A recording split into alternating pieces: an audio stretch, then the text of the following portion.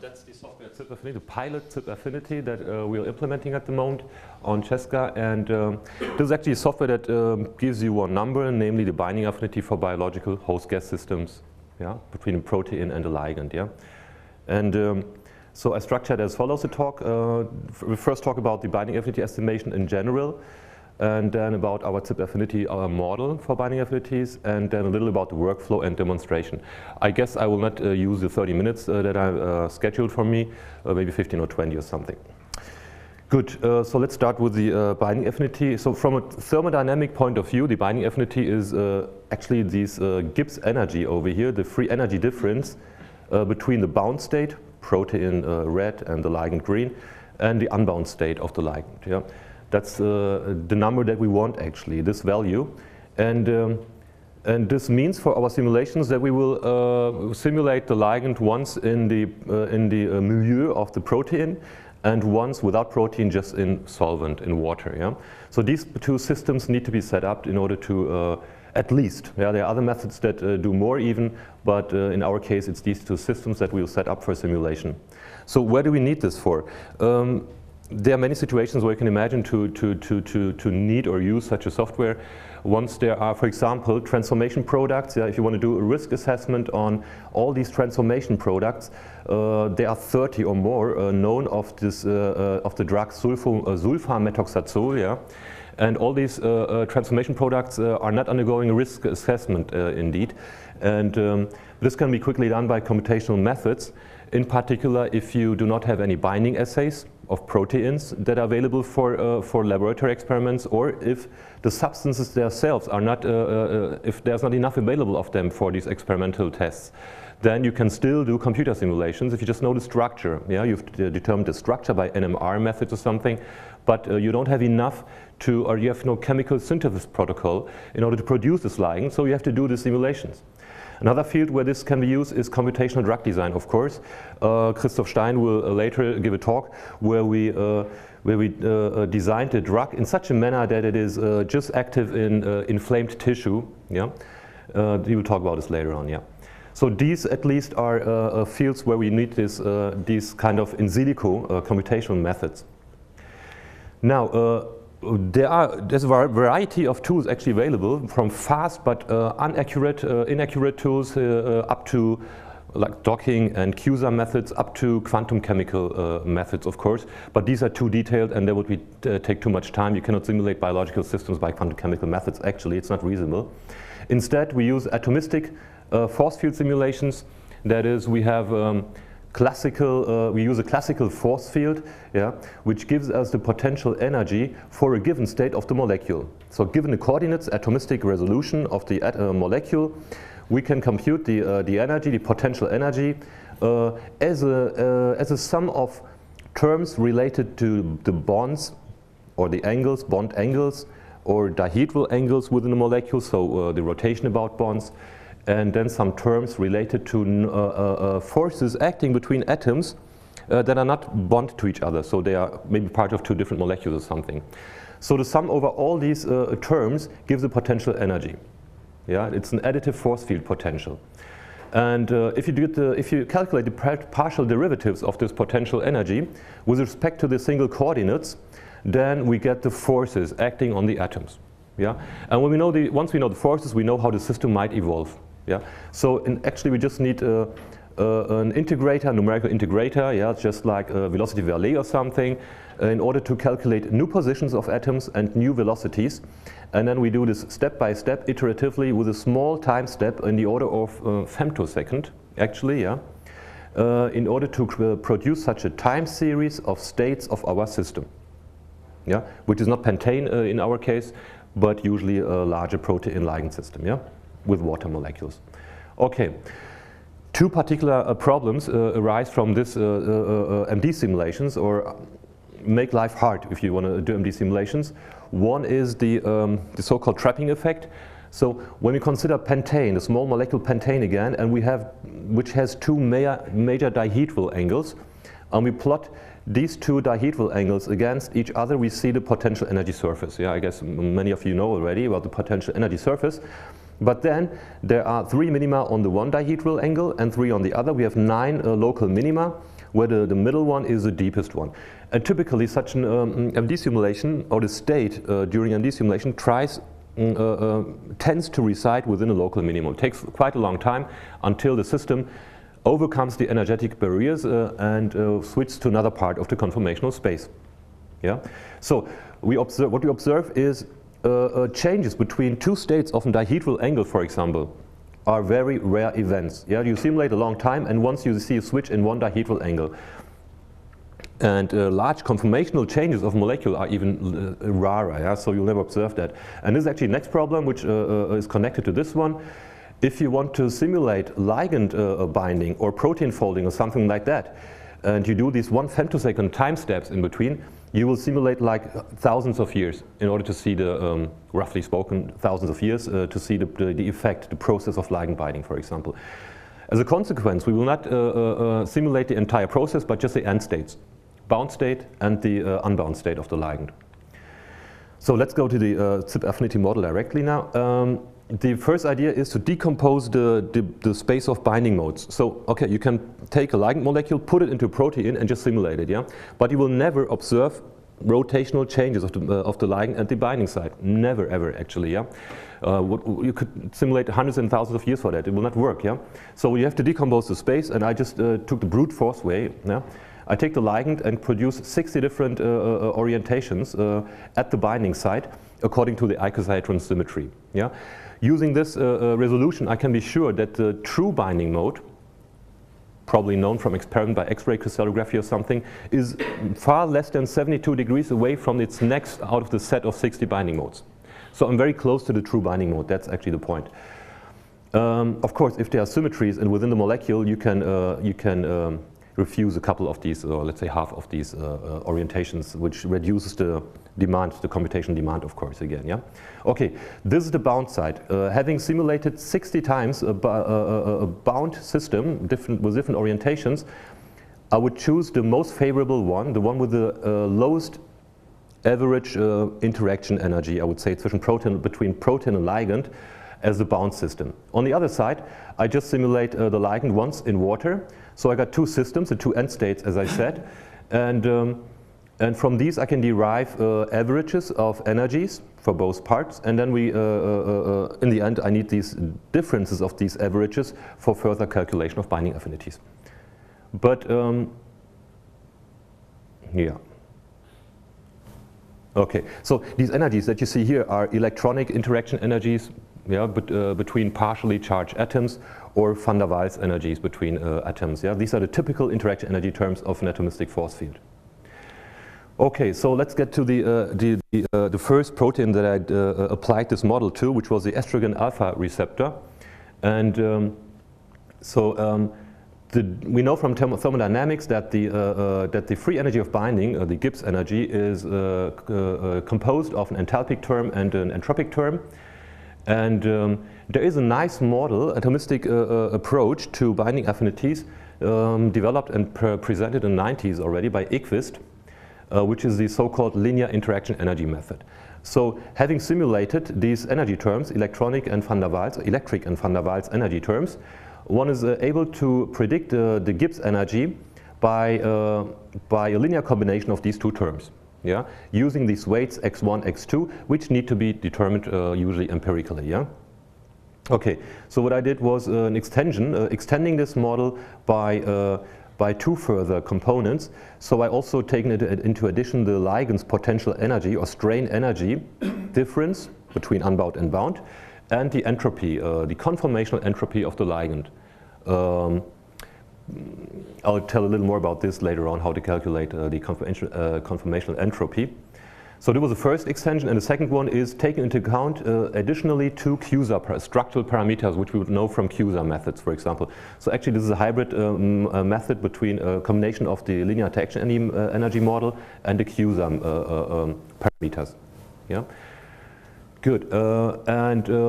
Of course, these parameters, the weights x need to be trained empirically, as I told you already, and you need a training set of molecules, of ligands, with known binding affinities for that.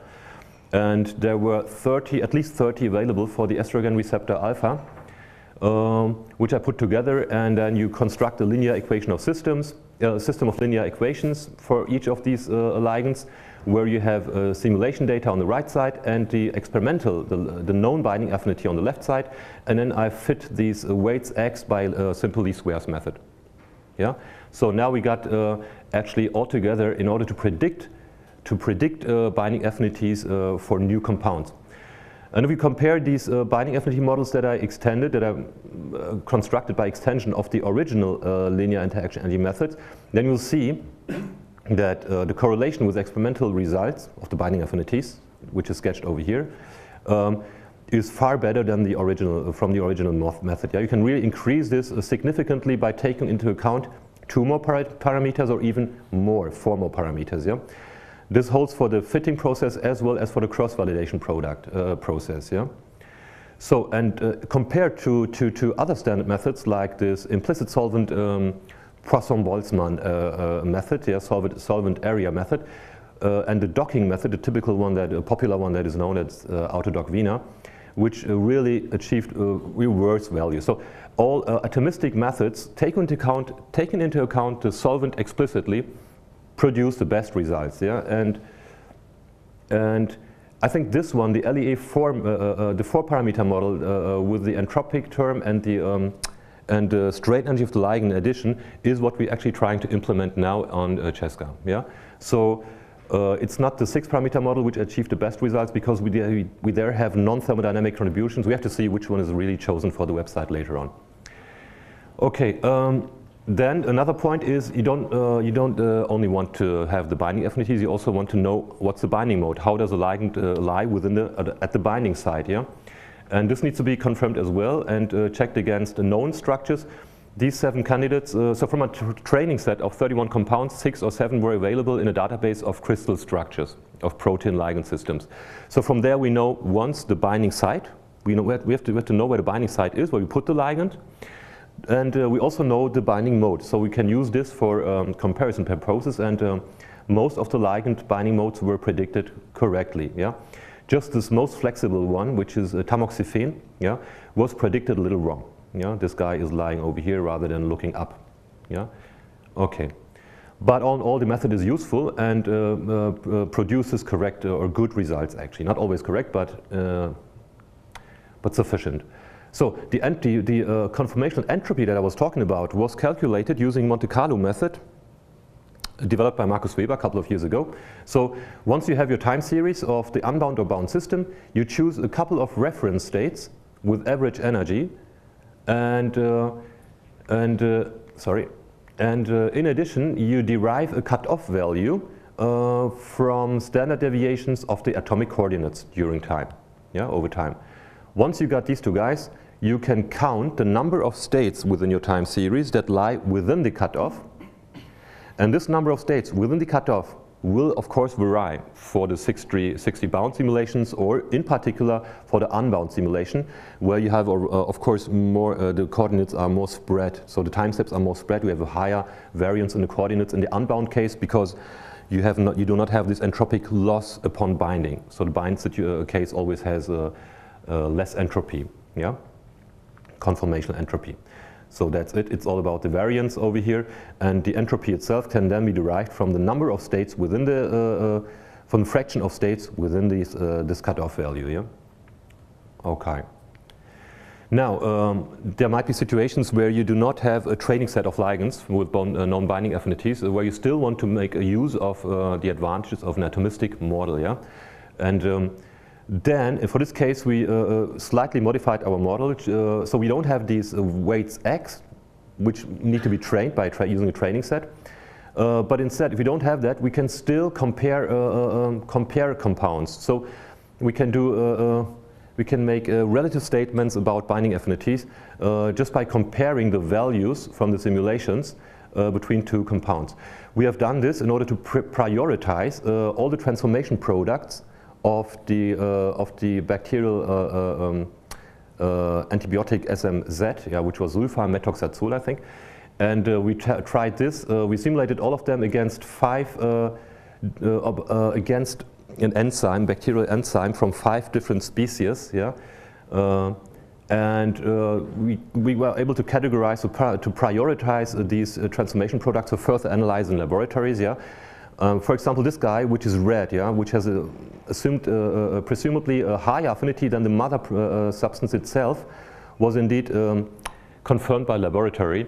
It is even more active than the parent compound over here. Yeah, so it is possible to prioritize these transformation products, and this will be part of the Cesca system as well. So when you upload several ligands, you can make this comparative analysis between binding affinities between them.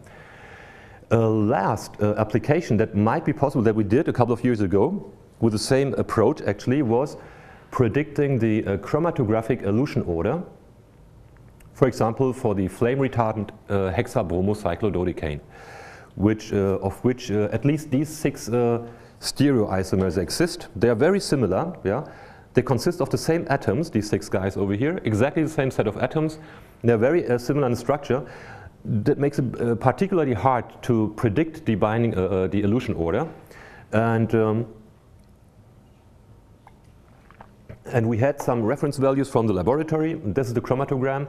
So in this order and this time is how they get out of the column, which contains this stationary molecule. So this is the one this flame retardant interacts with, and the higher the interaction with that, the longer it needs to get out of the column. I don't know whether you know the concept of chromatography, but it's the interaction between 2 molecules again that determines the time after which these molecules are separated in the column. Okay, so again, we just did the same methods more or less, yeah, 60 orientations, some interaction energies without entropy and that stuff. So this one is a little simpler to model, and it is indeed possible to get a good confirmation between interaction energies and the elution order, retention times from the column. And using such a simple model, yeah, where we just have the energy from simulation and then some parameter that needs to be trained again, and then you can predict the time. And the order is absolutely perfect, more or less. It just these 2 guys that are in a wrong relative order. Okay, but this will not be the focus during our project in MSO. The other ones are more important, I would say, and more interesting. So a few words about the workflow and a short demonstration afterwards. So some toxicologist, for example, chemist, has his substance, yeah, and he wants to know the binding affinity to some particular protein which is hopefully in the target database, which needs to be implemented as well. Yeah? So all this method, all this model that we are implementing here has no value without the database that needs to be constructed, of course, of target molecules, of proteins. So this target database is at least the same amount of work than setting all this up on MSO for SC. At the moment there's just a couple of targets, just a few, and just one of them is trained using a training set, which is the estrogen receptor alpha. All the rest is just available for this relative comparison without training weights, without parameter weights. So the chemist just loads up his ligand 3D structure, which is just a text file with the atomic coordinates of the ligand molecule, of a small molecule that he just found somewhere in the waters, for example, in the drinking water. He uploads this guy, sets the charge of the structure, which is necessary to set the charge, and then selects targets from the target database. Okay, and this data is submitted to some singularity container that I already set up more or less, which does all the force field parameterization and setting up the simulation box, putting water inside, neutralizing the entire system, doing these 61 systems, and submitting the job to our cluster. Yeah? And then depending on how many nodes I can allocate for my calculations, it would be nice to have 61 nodes, for example, with 1,464 cores for 1 hour, then the job would be done. Or if it's not possible to allocate all these nodes, okay, then we have to do 61 calculations of 1 hour each after each other, of course, yeah? There's no other way, I guess, yeah? And then there's a lot of post-processing again, to calculate the correct binding mode, the most favorable binding mode of the ligand within the binding site. Of course, the entropy calculation and the free energy calculation. Yeah, and this is what is sent to the user actually, either by email or by sending him a web link where he can download the coordinates of the favorable binding mode, and okay, the value of the binding affinity at least can be sent by email directly. Okay. And now there's a short video demonstration, because we once did implementing this. So 2 students implemented this on our web server a couple of 2 years ago, I would say. But we didn't have the time and the money to finish that over there. So, but the first steps are available. Okay, yeah, good. It's not VLC now, but might work anyway. So you got this molecule here. You want to know its binding affinity to some particular targets. You log in on our website. So I'm the only user that is able to log in at the moment. And then you got some field to upload your ligand over here. Zack, you click it. I mean, that's it. Just a very few clicks. You have uploaded your ligand. You choose a target from the database. You choose the estrogen receptor alpha. You might choose another one. So you can, of course, choose several targets, giving independent runs later on. Then you need to put your email address over here, and then you confirm. That's it. So, but behind it's of course a lot of work that we save by that. Yeah. Good. And what happens now? Of course, in this case you have many error messages, but when it works on Cheska, then I guess it will work fine. I think that's it. And thanks for listening.